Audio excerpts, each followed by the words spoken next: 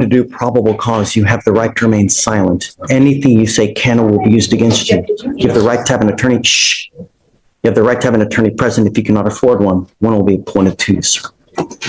Yes, Judge. The defendant is the complainant's ex-boyfriend. During a walk-in report, the complainant told the officers that her and the defendant had an on and off dating relationship since the 8th grade, but they broke up in June 2024. And stop talking all that mess before I come to your house and fucking shoot you. The complainant told the officers that right after the incident, the defendant sent her photos of a gun in his lap. The complainant stated the defendant also told one of the complainant's friends that he was going to shoot the complainant.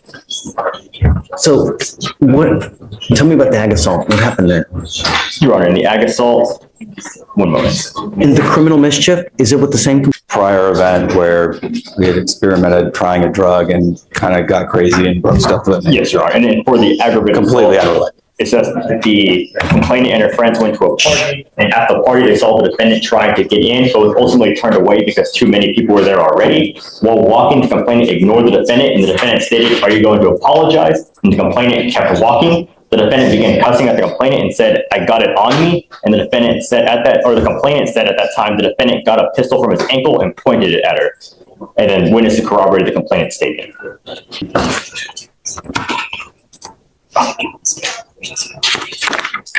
And Your Honor, there's also a pending terroristic threat out of Galveston as well for the same complaining witness. Yes. Did you know about this? I did not know about that. Do you have an open case in Galveston as well? I think an utter danger to our society, and I'm going to do everything in my power to protect Harris County from anyone that does any kind of damage whatsoever. I am now revoking your bonds on both of your other cases. Goes with you. I'm sorry. As much as I love you, it's unacceptable the way things have been going. And I think that you don't get the message. And now I hope you do.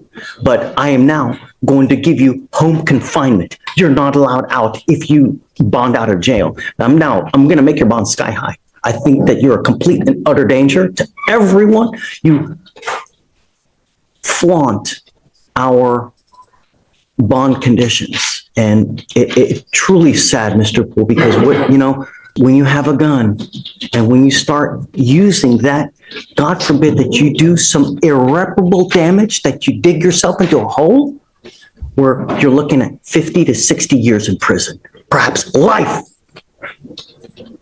99% of people that are in jail are there because they have no self-control. They either use something, they are on something, and they get upset. They wig out without thinking, if I say this can happen, it's unacceptable. And now I will do everything, like I said, in my power to protect Harris County. So if you do get out, you must remain home confinement. You're not allowed out. No weapons, no contact with any of the complaining witnesses whatsoever, no dope, no alcohol.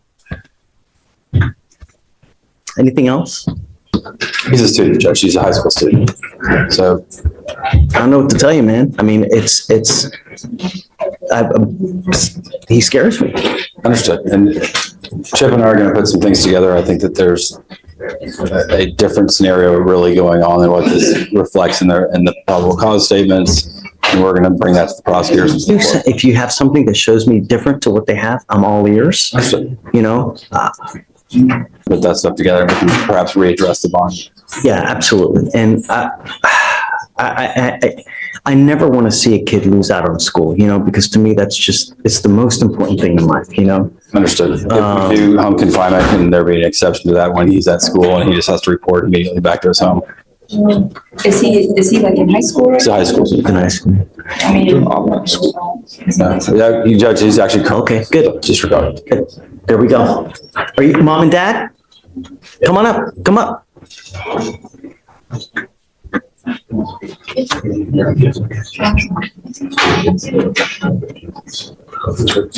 Come over.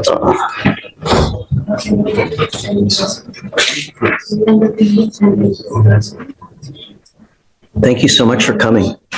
To do. But it seems that when he's out in public and he's out, parting, as they say, there's a wake of trouble. Did you guys know that he has a case in Galveston as well? No, Your Honor, this is the first time I've heard of that.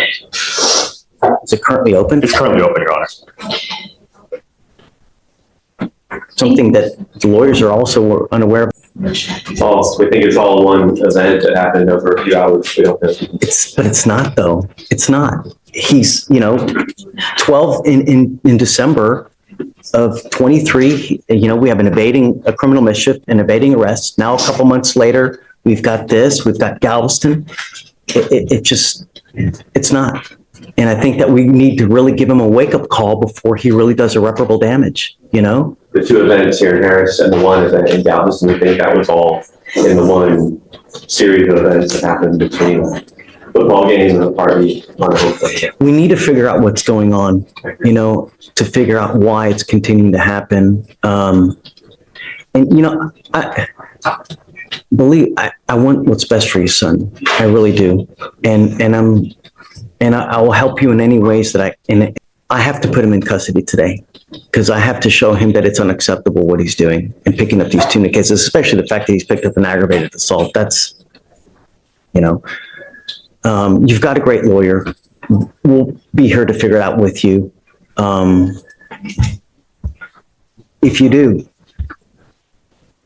get out, you better be on your best behavior, and you are not to go anywhere.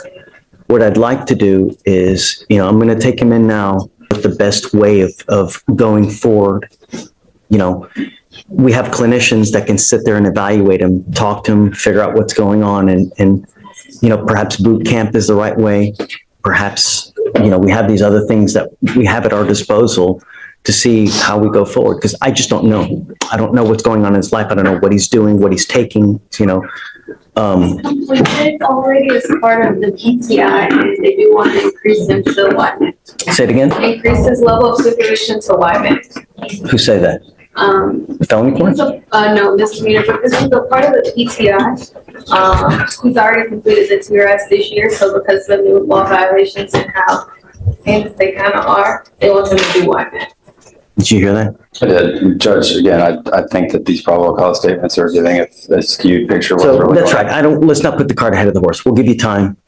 If you need anything, always come back. We're here. We'll help you out in any way that we can. And sometimes some kids are harder to reach, but we'll do everything on our power to reach them one way or the other. So we got you. Okay. We'll take care of you one way or the other. Okay. All right. He goes with you. Oh yeah. I'm going to do a mow-up. So hold on, Stephen, bring in what's called a magistrate's order for emergency protection that identifies SM as a protected individual. You're not to commit family violence or an assault against this person, commit an act in furtherance of an offense under section 42.072 of the Texas Penal Code, which is the stalking statute. You cannot threaten, harass, use another person to communicate a threat or harassing behavior. The person works. If you violate this court order, the state can and will file a violation protective order, and you violate those conditions, I can have a hearing to hold you at no bond. Zero bond, and I will do it in a heartbeat to protect every person of Harris County. Do you understand, Mr. Poole? Sign it, and then.